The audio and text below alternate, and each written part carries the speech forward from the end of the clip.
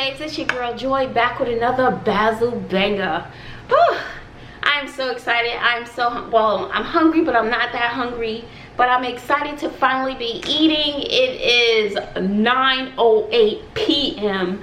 I've been working all day, you know. Most of you know that I'm a school teacher, and now that we have been quarantined, we work from home. So I've been on the computer from 8 o'clock this morning, and I think I gave up.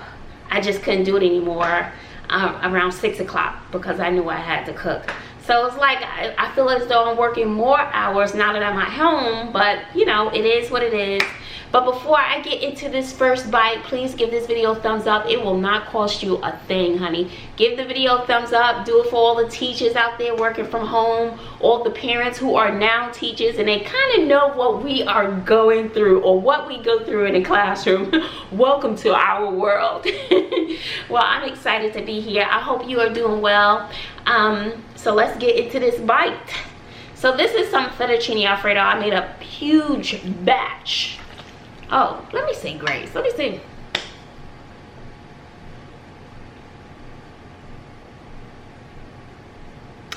Amen. So that was just personal. I had to give that personal one in because I'm very thankful. I'm very grateful for, you know, just being alive, for the people in my life, for the people who love me and care about me, for my subscribers, all 5 of y'all, no, all 5 million of y'all. I'm gonna change that 5 into 5 million, okay? Let me stop playing. So I just wanted to really say how thankful I am today for this food that's on this table, on this counter, okay? I give you the first bite. I give you the first bite. I'm sorry, I don't have any makeup today. I just wasn't feeling it. That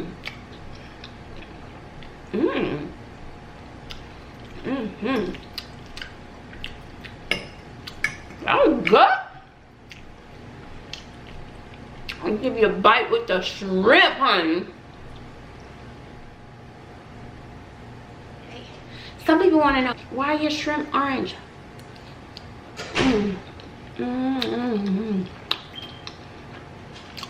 Well,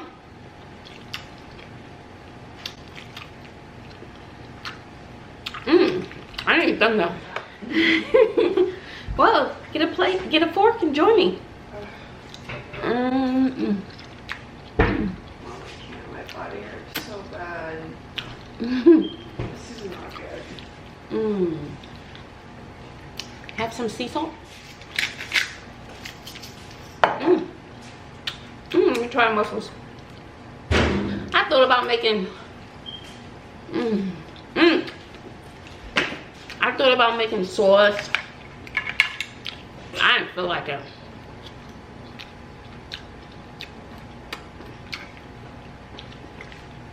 And the one thing about online teaching, honey,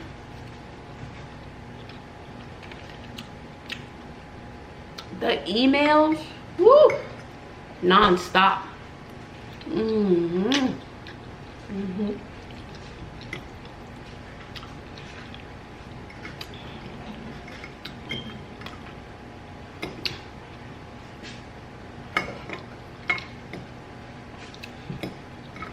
So it's weird is that I usually eat one huge meal a day.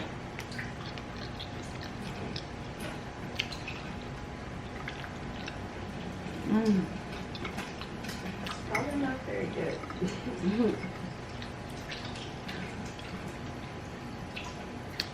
So how are you guys faring during this quarantine? I guess you kind of go in quarantine when you're pregnant, right?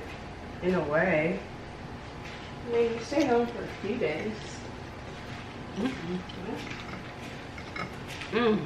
That's good, y'all.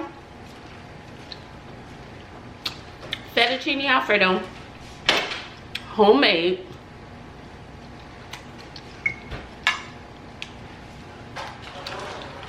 I've done plenty of videos on how to make the fettuccine Alfredo.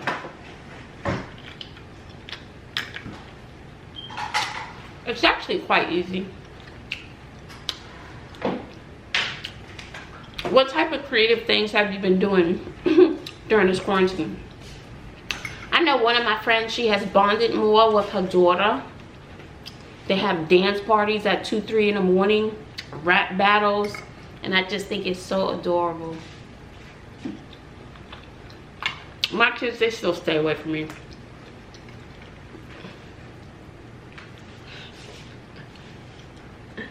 Hello, Sydney. Sydney just got back from Honduras. She needs to be quarantined in her bedroom for 14 days.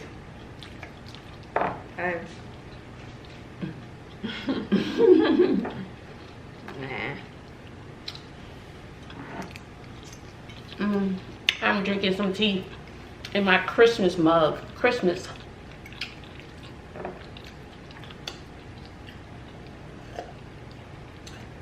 How are the mussels? They're okay. They need some B-love sauce. But very tasty, very good. Very good. So tell me, how many of you and your children like to eat out of your plate?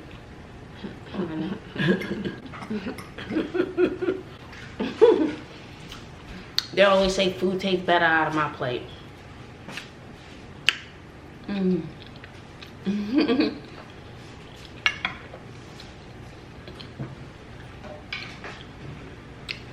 You know, it's just one of those days you're at home. I still got my jammies on. And that's the wonderful thing about teaching from home. Come on, Sydney.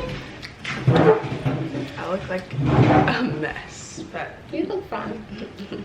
I don't have on any makeup. What do you think I look like? You gotta scoot on over, Sydney. I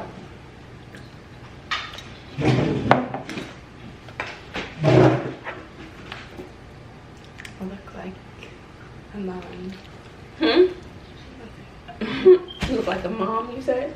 Man. No, you don't. You want to tell them a little bit about your Honduras trip? I do have a video to edit, but it's gonna be a lot of it's a long edit. Actually gives a recap of our Honduras trip. So do you want to do that now? Sure. A brief recap. You know, you got a whole nother side over there. You gotta be on the north side. Why don't you go into this to the south side over there?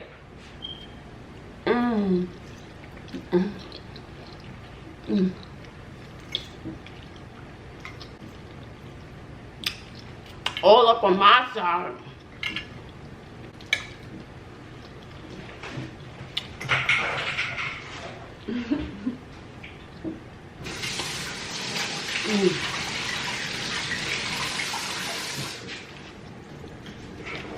Sorry.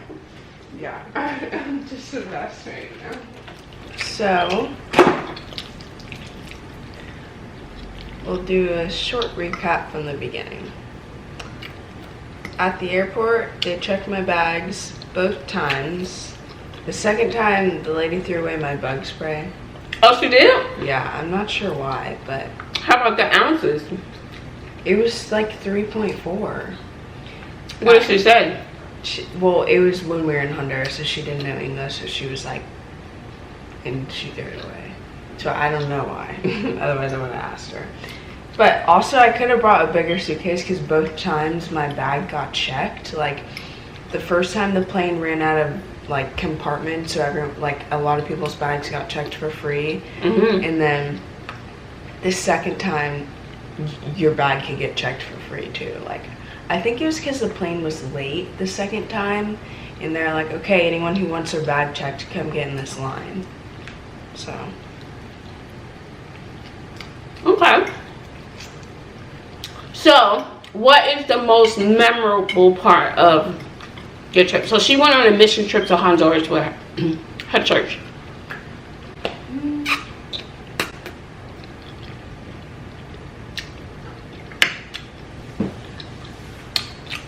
You know the oven's on, right? Oh.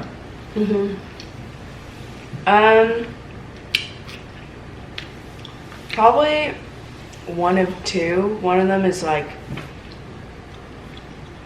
the first day we got there, we like, I think the bus ride for the first church was 45 minutes, and we like got off the bus. I don't exactly remember. Oh wait, yes I do. Yeah, so, yes, okay. I'm like trying to think of the first church and the second church. So the first church, also, okay, I'm just all over the place. Anyways, our bus driver, his name is Mario, and I mean, driving in Honduras is very different than driving where we live. Like, there's a bunch of mountains, so we stayed at like the very top of the mountain, and so the churches we were going to, they were like on the bottom of the mountain. So like all the roads are super bumpy, and like people just drive crazy there. Like I saw a total of 2 stop signs and like 3 stoplights. So it's just like completely different there. But our bus driver was a good driver, but like he, I could you not, like pressed on the gas like as much as it could go, like on a sharp turn, and we were all kind of like feeling like we were on a roller coaster, and I was like, okay, like it's fine. We did that, and then like when we got off the bus, there were these 3 little girls, and they just came up to everyone and like gave them the biggest hug. Aww. And like we hadn't even met them yet, like we like literally just got off the bus. And then like throughout the day you would see like the line of people get longer and then like shorter and everything. And then how about the joy? Yeah. So where they live, it's a lot of poverty is what you see in Honduras. And so we went to like the lowest of the low point, which is called the dump, and people don't live there but they work there. So I know Mark talked about a guy, And Mark is? Yeah, I was kidding. So Mark, our pastor, one of our pastors, he went with us, and he was talking about a kid he met, and his name is Josue. And I love that name. It's such a cool name, Josue. Not Jose, Josue. Yeah, so when we went to the city dump, he met this guy named Josue, and he's a 16-year-old boy, and he told Mark that he walks 4 hours to the dump in the morning to collect bottles, and they collect things and they sell them to make money, and that's what they live off of. And then he walks 4 hours home, so he walks a total of 8 hours. And Mark was like, well, what do you do like during those 8 hours? Like, do you talk to God, or like what do you do? And he was like, no, like I don't believe, like this and that. And eventually Mark like got him to accept like Christ in his life, which is like really cool, because you just like see, because you just like see people's lives getting turned around, which is like a really cool thing, like a glimpse of it. And but yeah, back to like the church thing. When we went to the church, it's called a brigade. I never really got the full definition of that, but that's what it's called. And the kids and like even the families and the moms, I remember I was in evangelism, and I was like getting to hear the mom's story, and she had a daughter with her, and once we were done with it, like done praying over her, the daughter just like came up to me and gave me the biggest hug, and then the mom gave me a hug, and she told me that she loved me. And like, Aww. They come from nothing, but they have so much joy. So like where we live, we may be rich like financially, but we're poor in happiness and joy and love and like all circumstances. But they come from nothing, but they're so rich in like happiness and joy and love and kindness and everything. But they might not be as rich financially, but like that doesn't matter, you know. Like as long as like they have joy and everything. But yeah, I also think I went into it like a little bit too expectant, because I had like these problems going on with my passport. So I was like, oh, like I'm super expecting that God's going to do something really big, because like I had to go through all this to get here. And that wasn't really what it was. It was more of like me seeing what it looks like to love like Jesus, and like to be like, I think we all took away a little bit of like being rich and happiness and joy, and like what I was saying earlier. But yeah, it was also really hard to leave. Like, I can't remember the last time I cried that much. Like, Aww. we were doing roll, like everyone had a number. Oh, Sydney. Everyone had a number, and we were doing it, and Mark goes, "No one look at Sydney, it's just gonna make us all sad." But yeah, it was a really good experience, and I'm super thankful that I was able to go. Yeah. And what she said, I always thought when I was younger, when I lived in New York, born and raised in New York, and then I would see people, and I could have been by myself. This was many, many moons ago. And I always realized, like, if I was to go to my sister, to visit my sister, she lived in the projects and pink houses in East New York. You know, people be outside, they be happy. And I'm like, you know, people in the projects, you know, the struggle is there, whatever. I was like, but they just seem so happy and content in my life. Not that I was, you know, any better at all, but they had a certain happiness that I didn't have. So I can relate to what Sydney is talking about. They don't have much, but they're rich in another way.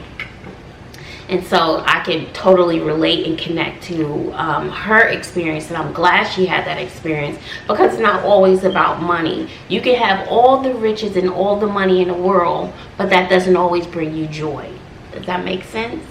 So I'm glad she had that experience and was able to, you know, empathize with how the other half lives. Mm-hmm. Yep.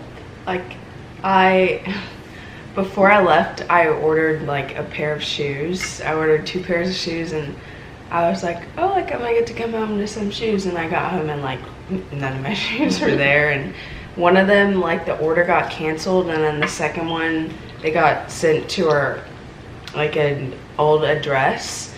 And when I got home, Mom wasn't home.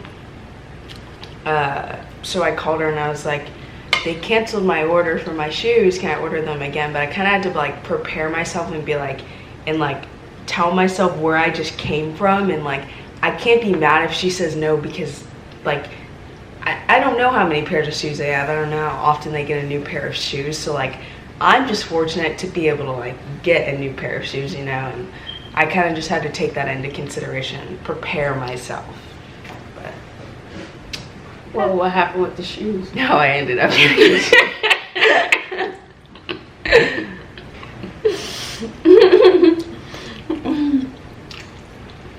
Yeah, I'm full now, guys.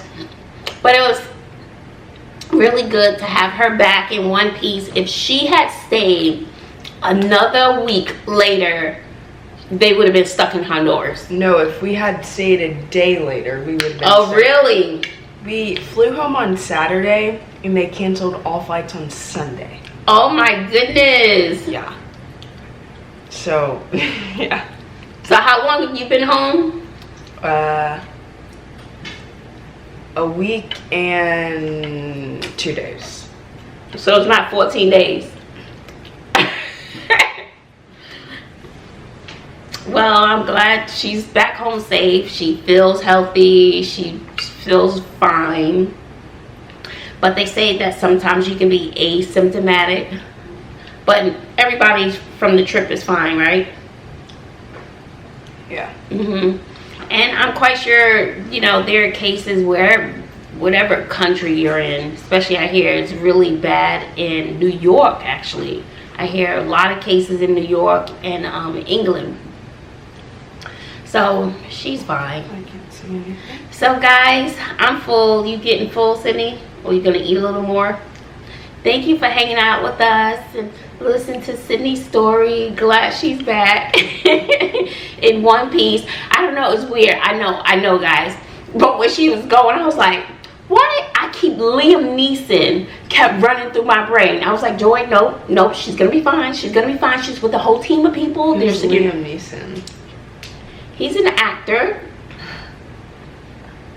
very popular actor, and he's done a couple of movies called Taken, where his daughter is in a foreign country and she's taken, and his goal is to find his daughter. That would not happen. Glad you're back, Penny. Alright guys, give this video a thumbs up. It does not cost you a thing. Okay, it's free. It's free. Give it a thumbs up. And I hope you are staying safe and taking care of yourself, your families, and taking care of this social distancing and taking it seriously, because I know my son isn't. So as soon as he comes out, I'm like, wash your hands, don't touch nothing. And be safe out there, and hopefully we'll get through this stronger, better, stronger and better. Okay, all right guys, until next time, later.